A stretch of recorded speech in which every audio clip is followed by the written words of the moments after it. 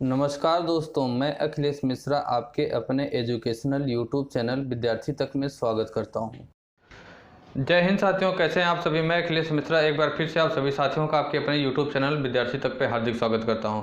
साथियों, ये डेली हम लोग हिंदी की क्लास करते हैं, जो कि ये हम लोगों की class UP TET, C TET and super TET के सिलेबस को टारगेट करते हुए प्रत्येक दिन साथियों ये हिंदी की क्लास हम लोगों की चलाई जाती है। हिंदी की क्लास में साथियों हम लोग अलंकार टॉपिक को पढ़ने का काम कर रहे हैं। किसे अभी पिछली कल के ही क्लास से साथियों हम लोगों ने अलंकार टॉपिक को शुरू कर दिया है UP TET, C TET and super TET के सिलेबस को टारगेट करते हुए।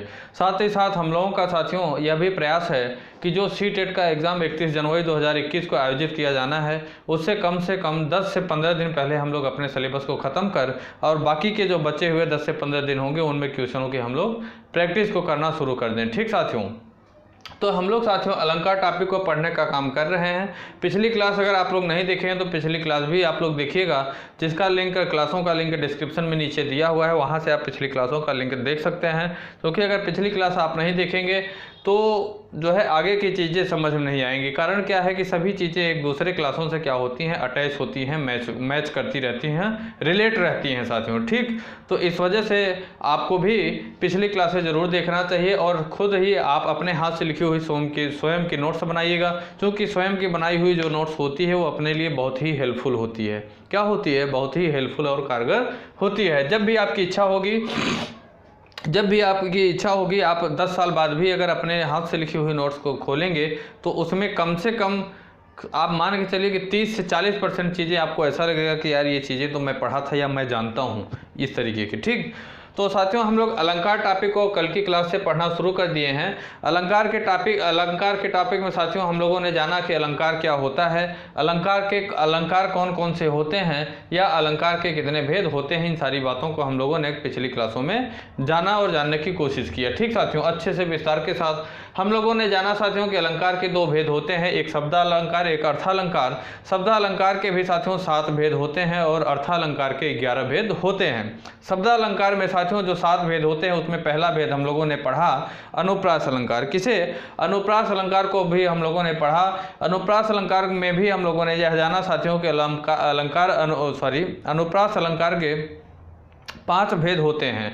5 भेद कौन कौन से होते हैं? पहला होता है साथियों छेकानुप्रास अलंकार, दूसरा वृत्त्यानुप्रास अलंकार, तीसरा श्रुत्यानुप्रास अलंकार, चौथा होता है लाठानुप्रास अलंकार और 5वां होता है अंत्यानुप्रास अलंकार। इन 5 अनुप्रासों को भी अनुप्रास अलंकार क्या होता है इसे हम लोगों ने जाना। साथ ही साथ साथियों अनुप्रास अलंकार के 5 भेदों को भी हम लोगों ने अच्छे से जाना, समझा और पढ़ने की कोशिश की है। ठीक साथियों, आज की क्लास में साथियों हम लोग नेक्स्ट अलंकार यमक अलंकार को पढ़ने का काम करेंगे। किसे? यमक अलंकार को हम लोग आज की क्लास में पढ़ने का काम करेंगे। सबसे पहले साथियों हम लोगों को यह जानना चाहिए कि यमक अलंकार क्या होता है। क्या जानना चाहिए कि यमक अलंकार क्या होता है? तो इसकी परिभाषा हम लिखे साथियों, जब किसी शब्द की भिन्न अर्थ में आवृत्ति हो। इसकी परिभाषा लिखिए कि जब किसी शब्द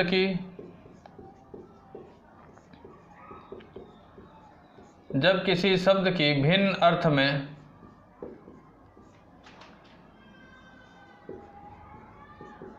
में आवृत्ति हो, जब किसी शब्द की भिन्न अर्थ में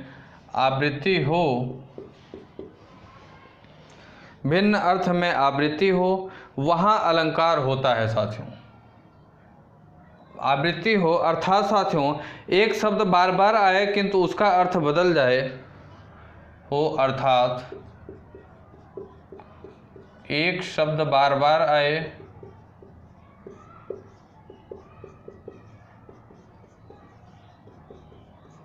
और उसका अर्थ बदल जाए,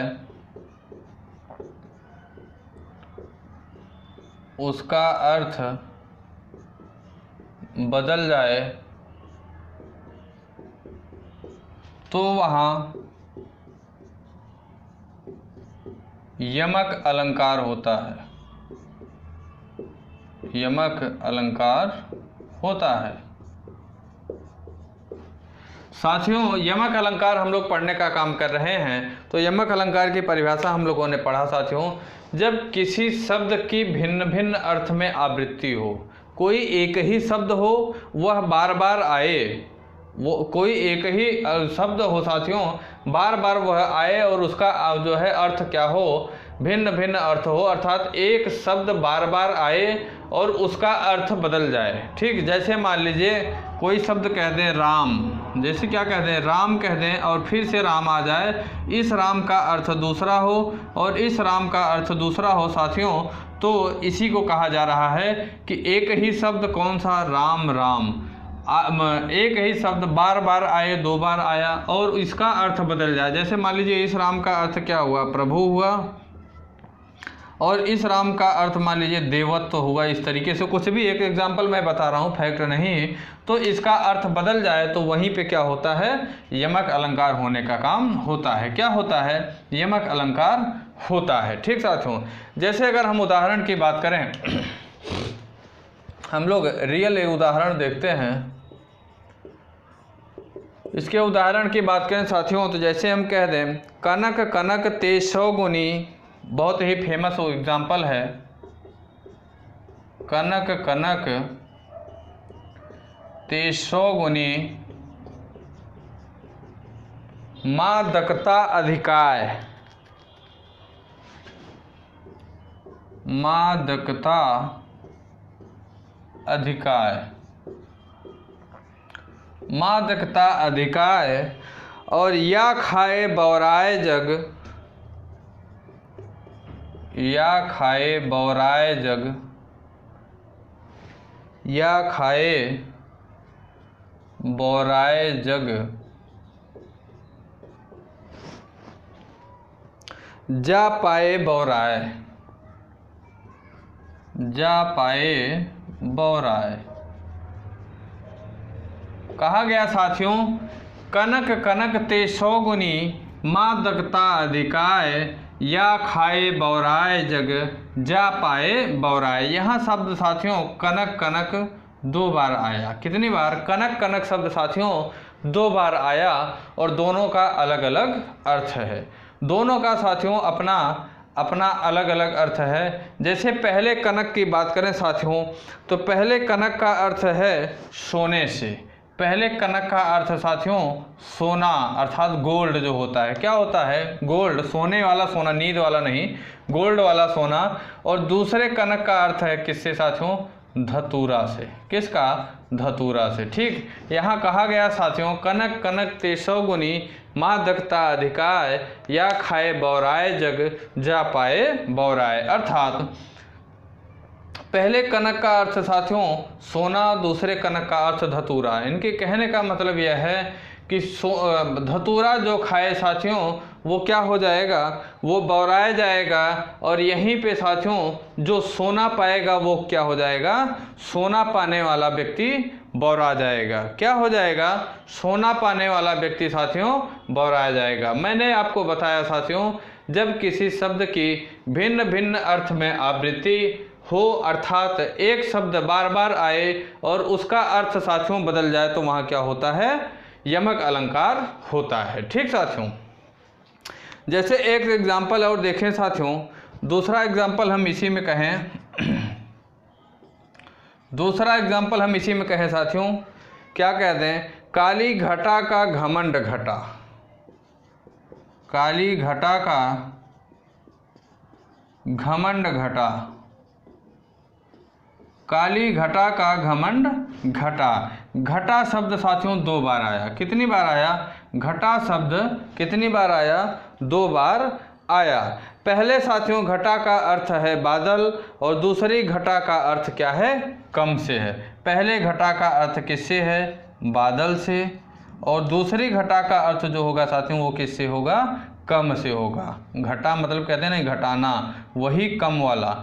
ठीक, तो पहली घटा का अर्थ साथियों किससे है, बादल से होगा, और दूसरी घटा का अर्थ क्या है, कम से है। कहा गया जब किसी शब्द की भिन्न भिन्न अर्थ में आवृत्ति हो तो वह साथियों क्या होता है, यमक अलंकार होता है। ठीक साथियों, हम लोगों ने क्या जाना, यमक अलंकार को जानने की कोशिश की।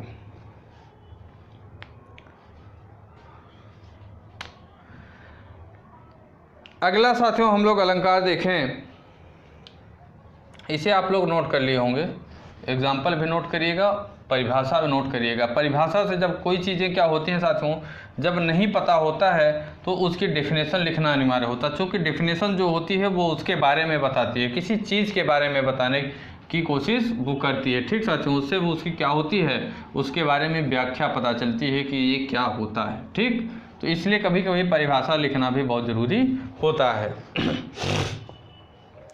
अगला साथियों हम लोग पढ़ेंगे तीसरा अलंकार, जो होगा श्लेष अलंकार।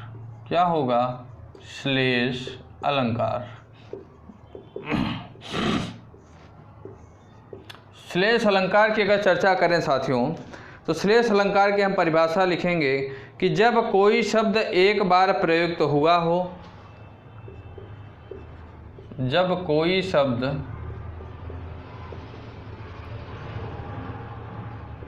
एक बार प्रयुक्त हुआ हो,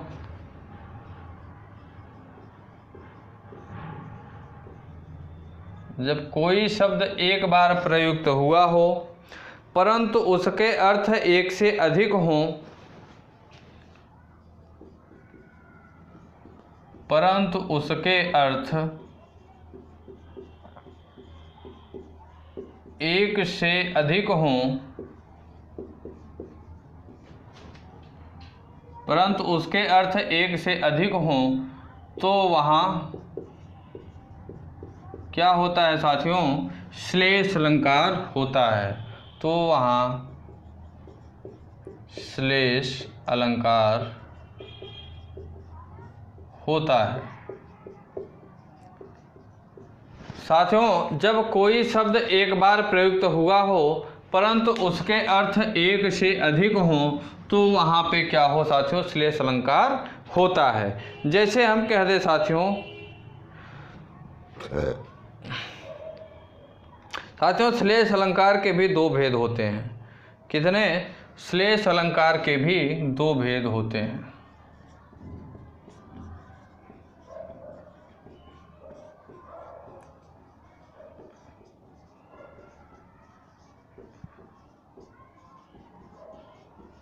श्लेष अलंकार के भी दो भेद होते हैं। कौन कौन से? पहला भेद होता है साथियों अभंग श्लेष। क्या होता है? अभंग श्लेष अलंकार। और दूसरा होता है समंग। क्या होता है? समंग श्लेष। समंग श्लेष। ठीक, ये दो साथियों क्या होते हैं? श्लेष अलंकार होते हैं। साथियों उदाहरण के तौर पे अगर बात करें, जैसे हम उदाहरण के तौर पे बात करें साथियों, तो क्या होगा? मंगन को देख पट देत बार बार है। एक चौपाई मान लीजिए साथियों, या वाक्य कह लीजिए, मंगन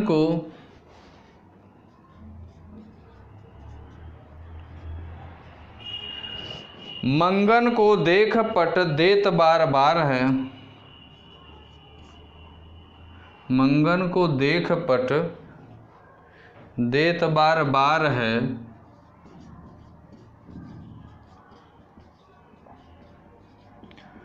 मंगन को देख पट देत बार बार है। यहाँ साथियों पट देत की बात है। किसकी? पट देत की बात है। तो साथियों इस पंक्ति में क्या है? पट देना शब्द का एक बार प्रयुक्त हुआ है। क्या है? पट देना शब्द का क्या साथियों? एक बार इसका प्रयुक्त, इस शब्द का प्रयुक्त किया गया है। लेकिन साथियों इसके दो अर्थ हैं। कौन कौन से? एक, पट देने का अर्थ है दरवाजे को बंद करना। पट देने का मतलब क्या है साथियों? दरवाज़ा खुला है, दरवाजे को बंद कर देना। पहले पट का, एक पट का अर्थ क्या है? दरवाज़ा बंद कर देना। लेकिन इसी पट का साथियों दूसरे अर्थ की अगर बात करें तो दूसरा अर्थ इसका क्या होगा? वस्त्र देना। क्या होगा? वस्त्र देना। तो इस पट का साथियों पहले अर्थ की बात करें तो क्या होगा? दरवाज़ा बंद करना, दरवाज़ा बंद करना। और इसी के अगर दूसरे अर्थ में अगर बात करें तो दूसरा अर्थ होगा साथियों इसका क्या? वस्त्र देना। अर्थात यहाँ कहा गया साथियों कि मंगन अर्थात भीख मांगने वाले को, भीख मांगने वाले को देखकर दरवाज़ा बार बार बंद कर लिया जा रहा है। भीख मांगने वाले को देखकर साथियों क्या किया जा रहा है, दरवाज़ा बंद कर लिया जा रहा है। और दूसरे अर्थ में कहा जाए साथियों तो भीख मांगने वाले को देखकर वस्त्र उसे दिया जा रहा है, वस्त्र दान में दिया जा रहा है। तो यहाँ क्या कहा जा रहा है, मंगन को देख पट देत बार बार है। ठीक, तो इस पट देने का साथियों अर्थ जो है वो क्या है, एक अर्थ में अगर देखा जाए तो दरवाज़ा का बंद करना, और दूसरे अर्थ में बात करें तो क्या है, वस्त्र का देना। किसका, वस्त्र का देना। अगला साथियों एग्जाम्पल की अगर बात करें इसी में, तो अगला एग्जाम्पल है रहीमन पानी राखी है। अगला एग्जाम्पल है रहीमन पानी राखिए, रहीमन पानी राखिए, बिन पानी सब सून,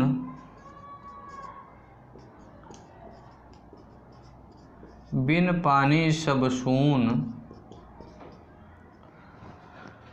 और साथियों पानी गए न उबरे,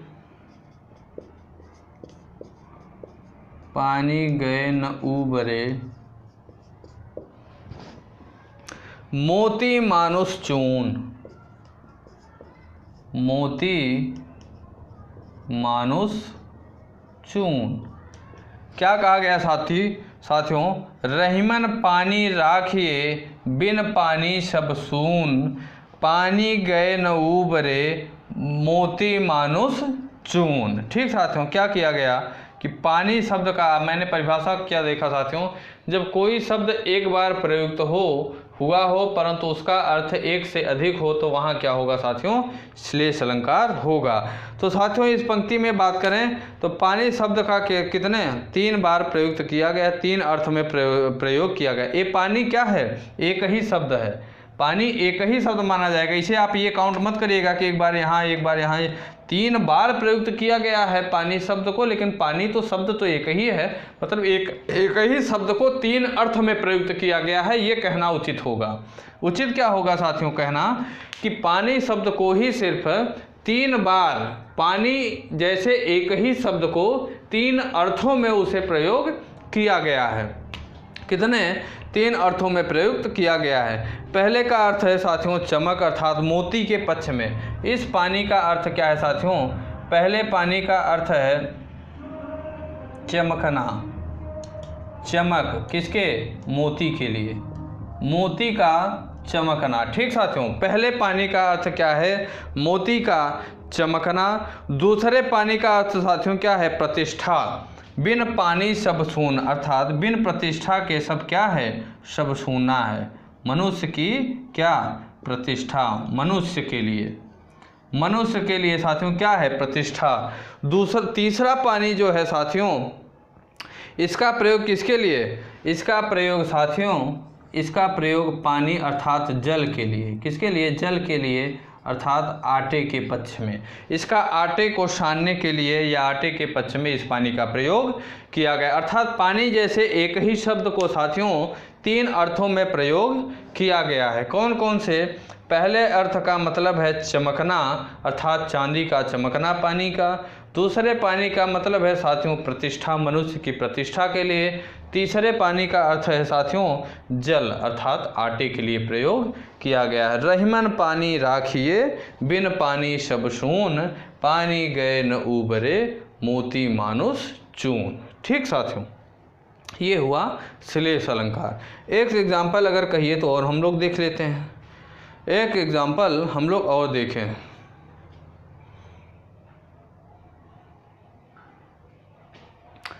एक एग्जाम्पल होता है साथियों, मधुवन की छाती देखो सूखी इनकी कलियां। या तो इससे भी छोटा एक हम लोग एग्जाम्पल देखते हैं, इधर देख लेते हैं। क्या देखेंगे, मेरे मानस के मोती। एक तीसरा एग्जाम्पल है, मेरे मानस की मोती। मेरे क्या है, मेरे मानस के मोती, सॉरी यहाँ मानस का, मेरे मानस के मोती। मानस शब्द का साथियों दो अर्थों में प्रयोग किया गया है। मानस का साथियों दो अर्थों में प्रयोग किया गया है। पहला प्रयोग साथियों मानस का मन के लिए किया गया है और दूसरा प्रयोग मानस का किसके, मानसरोवर के लिए, मानसरोवर के लिए प्रयुक्त किया गया है, दूसरे नंबर पे और पहले नंबर पे मन के लिए। मानस का साथियों प्रयोग दो बार दो अर्थों में किया गया है। एक ही शब्द का साथियों दो अर्थों में प्रयोग किया गया है। किसमें, पहला अर्थ साथियों मन से है, दूसरा अर्थ मानसरोवर से है। किसके है, मानसरोवर से है। जलों से भरा हुआ जलाशय जो होता है मानसरोवर जिसे हम लोग कहते हैं, ये होता है साथियों श्लेष अलंकार। अगला अलंकार हम लोग देखेंगे साथियों चौथे नंबर का पुनरुक्ति प्रकाश अलंकार। चौथा अलंकार देखेंगे पुनरुक्ति प्रकाश अलंकार।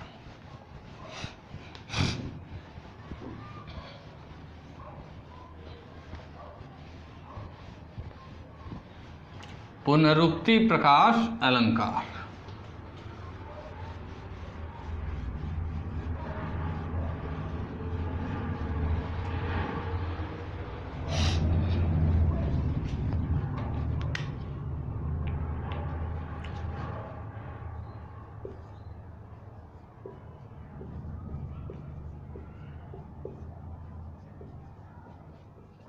पुनरुक्ति प्रकाश अलंकार, पुनरुक्ति प्रकाश अलंकार। इसकी अगर बात करें साथियों, पुनरुक्ति प्रकाश अलंकार की बात करें साथियों तो इसकी परिभाषा लिखेंगे, जहाँ केवल सौंदर्य सृजन के लिए शब्दों की आवृत्ति हो, जहाँ केवल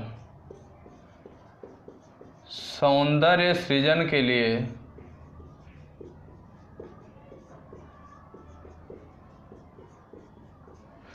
शब्दों की आवृत्ति हो,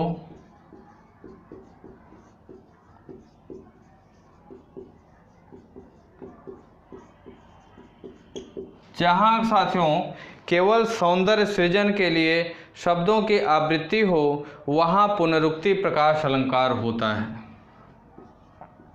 वहाँ पुनरुक्ति प्रकाश अलंकार होता है, पुनरुक्ति प्रकाश अलंकार होता है। जैसे अगर साथियों हम उदाहरण की बात करें,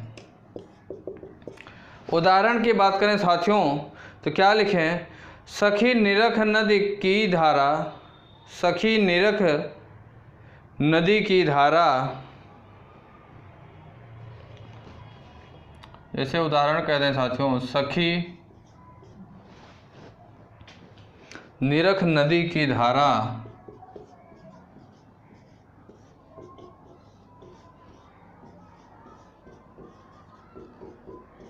सखी निरख नदी की धारा, ढलमल ढलमल चंचल चंचल,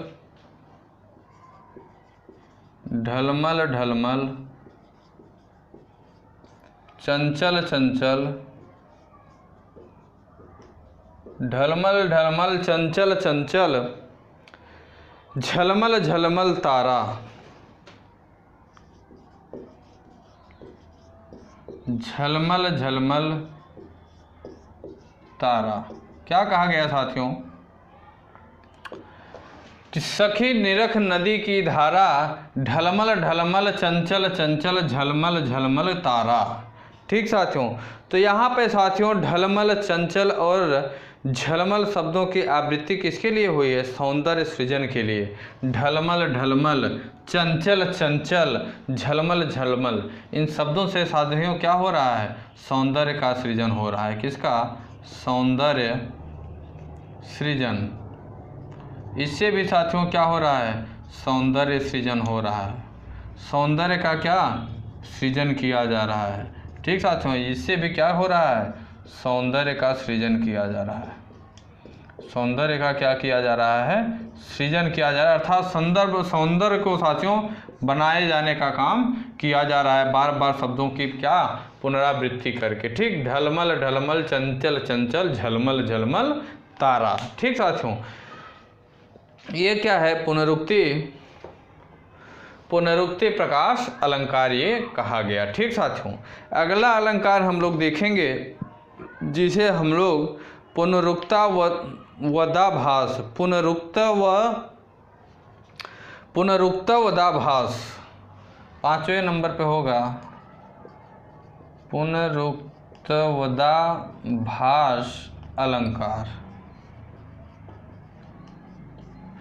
पुनरुक्तावदाभास अलंकार। ठीक साथियों, इसकी बात करें तो जहाँ भिन्न अर्थ वाले शब्द, इसकी परिभाषा लिखिए, जहाँ भिन्न अर्थ वाले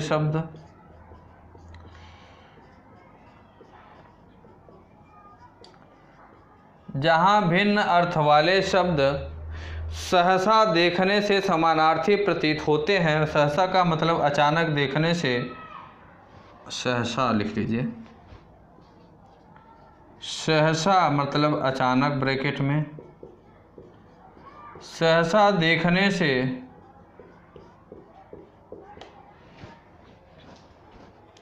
समानार्थी प्रतीत होते हैं।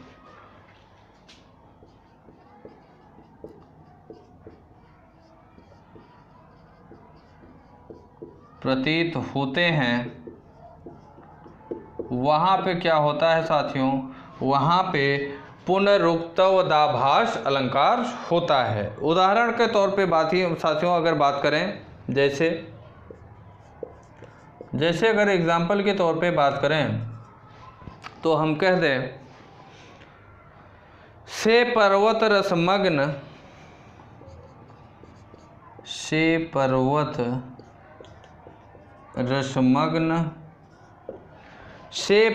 रसमग्न अचल कितने प्रसन्न लगते हैं। अचल कितने प्रसन्न लगते हैं, कितने प्रसन्न लगते हैं। क्या कहा गया साथियों, से पर्वत रसमग्न अचल कितने प्रसन्न लगते हैं।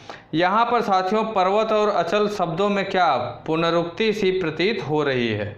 अचल में और पर्वत में क्या साथियों पुनरुक्ति सी प्रतीत हो रही है। तो अगर बात करें साथियों, लेकिन अचल से तात्पर्य यहाँ किससे है, निश्चल से है। अचल से तात्पर्य किसका, पर्वत और अचल, इनसे पर्वत रसमग्न अचल कितने प्रसन्न लग रहे हैं। तो इसका मतलब अचल का यहाँ पे साथियों, पर्वत का तो पहाड़ से अर्थ है, लेकिन यहाँ अगर अचल के अर्थ की बात करें तो यहाँ अचल का तात्पर्य है निश्चल से। किससे है, निश्चल से। अचल का तात्पर्य निश्चल से है। किससे है, निश्चल से अचल का तात्पर्य है। ठीक साथियों, ये क्या होगा, हमारा पुनरुक्तिवदाभास अलंकार होगा। अगला अलंकार हम लोग देखेंगे साथियों, विप्सा अलंकार। अगला अलंकार हम लोग पढ़ेंगे विप्सा अलंकार। तो लिखिए छठवां नंबर साथियों हम लोग पढ़ेंगे विप्सा अलंकार।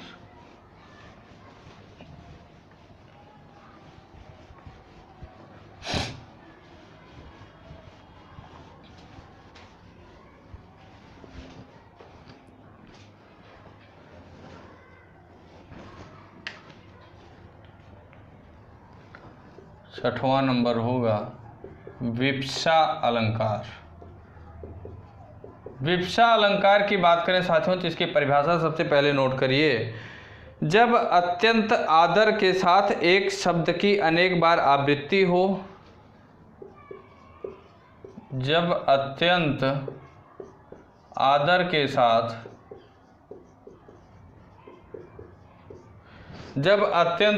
के साथ एक ही शब्द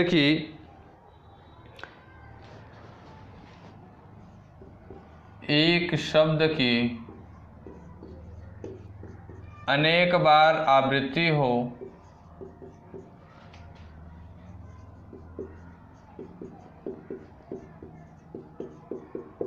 तो वहाँ पे क्या होगा साथियों, विप्सा अलंकार होगा। जब अत्यंत आदर के साथ एक शब्द की अनेक बार आवृत्ति हो तो वहाँ पे विप्सा अलंकार होता है। उदाहरण की अगर बात करें साथियों तो उदाहरण हम लिखेंगे क्या, एक शब्द बहुत बार जह एक शब्द बहुत बार जह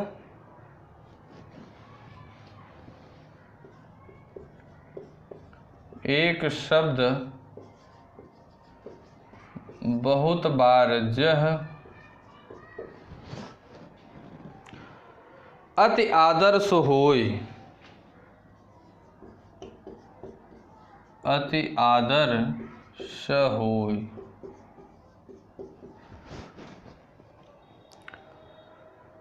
ताहि विप्सा कहत है, ताहि विप्सा कहत है।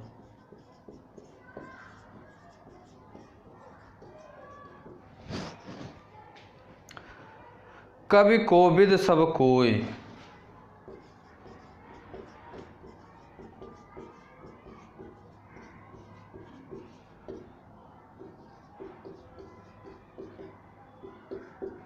कवि कोविद सब कोय। साथियों ये क्या, ये एग्जाम्पल नहीं है, ये इसी के बारे में, विप्सा अलंकार के बारे में कहा गया। साथियों एक शब्द बहुत बार जह अति आदर सो होय, मतलब एक ही शब्द बहुत बार जब आदर के जैसा हो, तहि विप्सा कहत है कवि कोविद सब होय। मतलब कवि कोविद जी क्या कह रहे हैं कि वहाँ पे क्या होगा, विप्सा अलंकार कहा जाएगा या विप्सा होगा। अब उदाहरण देखिए साथियों, अब उदाहरण देखिए। एग्जामिनर कभी कभी जब क्वेश्चन टफ करेगा तो आपसे ये लाइन दे देगा और पूछेगा कि यह किस अलंकार को इशारा किया जा रहा है, किस अलंकार की ओर इशारा किया जा रहा है। ठीक साथियों, अब उदाहरण के तौर पे साथियों जैसे कह दें हा हा, उदाहरण क्या कह दें, हा हा।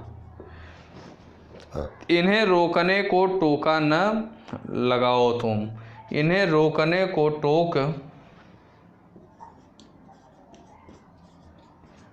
इन्हें रोकने को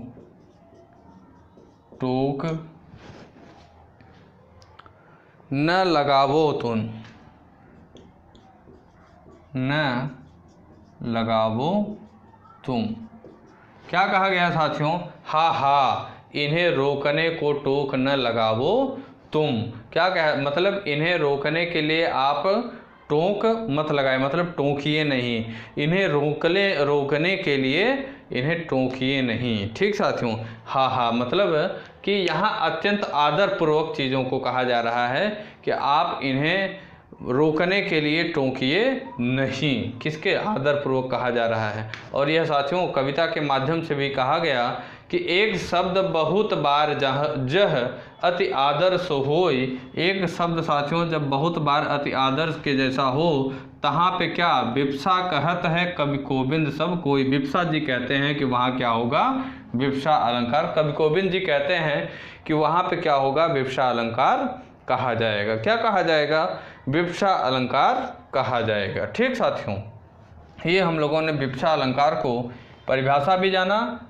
और कविता के माध्यम से भी इसे हम लोग जानने की कोशिश किए। ठीक साथियों, अगला अलंकार और साथियों शब्दालंकार के अंतर्गत अंतिम अलंकार हम लोग जानेंगे वक्रोक्ति अलंकार। कौन सा, वक्रोक्ति अलंकार 7वें नंबर का अलंकार है और शब्दालंकार का यह अंतिम अलंकार होगा। वक्रोक्ति अलंकार,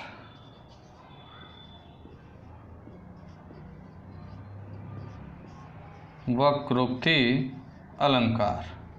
वक्रोक्ति अलंकार की अगर परिभाषा के बारे में हम लोग बात करें साथियों, तो इसकी परिभाषा होती है जहाँ बात किसी एक आशय से कही जाए, जहाँ बात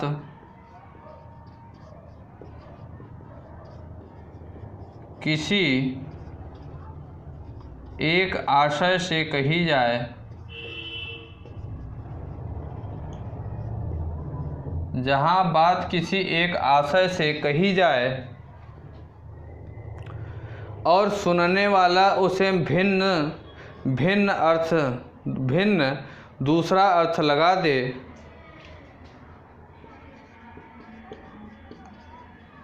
और सुनने वाला उसका।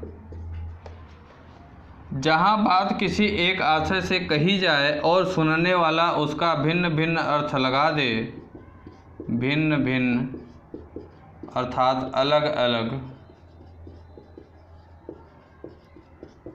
अलग अलग अर्थ लगा दे,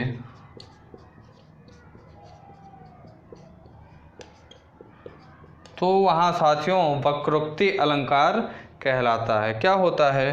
तो वहाँ वक्रोक्ति अलंकार होता है। क्या होता है? वक्रोक्ति अलंकार होता है। जहाँ बात किसी एक आशय से कही जाए लेकिन सुनने वाला उसका अनेक अर्थ निकाले।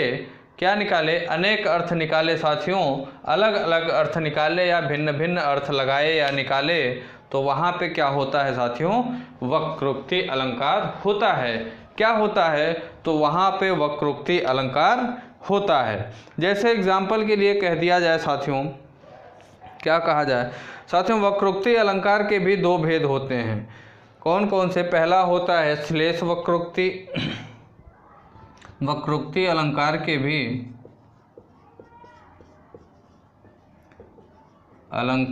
भी दो भेद होते हैं। दो भेद होते हैं। पहला भेद होता है साथियों, क्या होता है? श्लेष वक्रोक्ति अलंकार। श्लेष वक्रोक्ति अलंकार। और दूसरा भेद जो होता है साथियों, वो होता है काकू वक्रोक्ति अलंकार। काकू वक्रोक्ति अलंकार। काकू वक्रोक्ति अलंकार।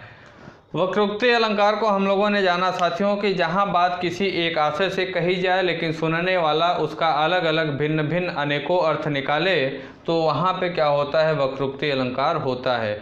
वक्रोक्ति अलंकार के बारे में भी हम लोगों ने जाना साथियों कि वक्रोक्ति अलंकार के दो भेद होते हैं। कौन कौन से? पहला श्लेष वक्रोक्ति अलंकार, दूसरा होता है साथियों काकू वक्रोक्ति अलंकार। पहले की बात करें साथियों श्लेष वक्रोक्ति अलंकार के अगर उदाहरण की बात करें, उदाहरण नंबर 1, उदाहरण नंबर 1 की बात करें साथियों, तो कैसो सुधि बात में, उदाहरण नंबर की बात करें साथियों, तो कैसे सुधि बात में, कैसो सुधि बात में बर्तन टेढ़ो भाव, बर्तन टेढ़ो भाव और वक्रोक्ति तासो कहे सही,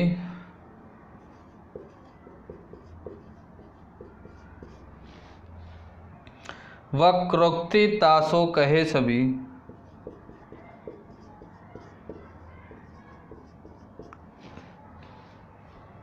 कहे सही सबय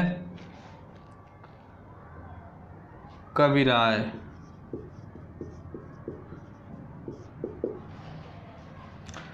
कैसे सुधि बात में बरतत टेढ़ो भाव, वक्रोक्ति तासो कहे सही सबय कबीराय। ठीक साथियों, अगले उदाहरण की बात करें तो अगला उदाहरण दूसरा होता है साथियों, कौन तुम को तुम, क्या को तुम, हे घनश्याम हम, को तुम, हे घनश्याम, हे घनश्याम हम, तो बरसों कित जाए, तो बरसों कित जाए, नहीं मनमोहन है प्रिय,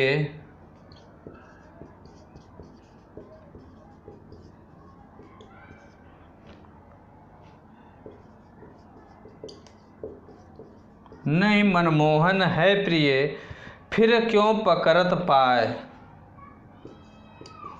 फिर क्यों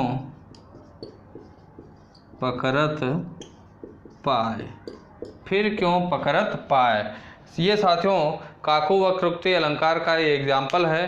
कौन तुम है घनश्याम हम, तो बरसों कित जाए, नहीं मनमोहन है प्रिय, फिर क्यों पकड़त पाओ। ठीक साथियों।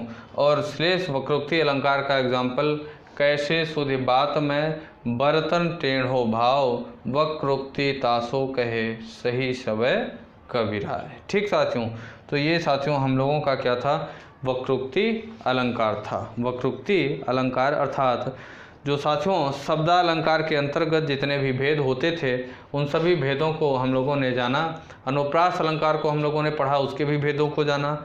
अन्य अनुप्रासों के साथियों कौन कौन से भेद होते हैं विथ एग्जाम्पल अच्छे से हम लोग जानते हुए, पढ़ते हुए, समझते हुए इसे हम लोगों ने अच्छे से पढ़ा और जाना और समझने की कोशिश भी किया। ठीक साथियों। तो साथियों क्लासों को आप लोग शुरू से लास्ट तक देखिएगा। उसके बाद अर्था अलंकार के जितने भेद हैं साथियों, किसके, अर्था अलंकार के जितने 11 भेद हैं उन सभी भेदों को हम लोग आगे की क्लास में पढ़ते हुए समाप्त करने की कोशिश करेंगे अच्छे से एग्जाम्पल के साथ। 11 के 11 सभी भेदों को हम लोग 1-2 क्लासों में समाप्त करेंगे और उससे फिर आगे बढ़ेंगे और अगले नए टॉपिक को शुरू करेंगे। ठीक साथियों। तो क्लास कैसी लगी साथियों, इसकी प्रतिक्रिया आप लोग कमेंट बॉक्स में कमेंट करके ज़रूर दीजिएगा। साथ ही साथ साथियों अगर आप लोग अपना कोई सुझाव देना चाहते हैं तो आप अपने सुझाव को भी हमारे कमेंट बॉक्स में कमेंट करके हमें सुझाव दे सकते हैं। ठीक है। अगर आप कोई सुझाव देना चाहते हैं, अगर आपका कोई डाउट है साथियों तो आप हमारे टेलीग्राम चैनल विद्यार्थी तक से जुड़कर आप अपने डाउट को हमसे शेयर कर सकते हैं। साथ ही साथ साथियों आपसे एक रिक्वेस्ट है कि आप साथियों हमारे इस YouTube चैनल विद्यार्थी तक को और इन क्लासों को साथियों ज़्यादा से ज़्यादा आपकी जो सोशल मीडिया पैट है, चाहे वो फेसबुक हो, व्हाट्सअप हो, टेलीग्राम हो, इंस्टाग्राम हो, प्रत्येक जगह क्लासों को ज़्यादा से ज़्यादा शेयर किया करिए, जिससे कि अन्य विद्यार्थियों तक भी आपका YouTube चैनल विद्यार्थी तक पहुंच सके और वो भी इन क्लासों का लाभ कुछ उठा सकें। ठीक साथियों। तो ठीक है, फिर क्लासों को आप लोग शुरू से लेकर लास्ट तक देखिए, अपने हाथ से लिखी हुई नोट्स बनाइए। ठीक है, फिर क्लास को ओवर करते हैं। जय हिंद, जय भारत।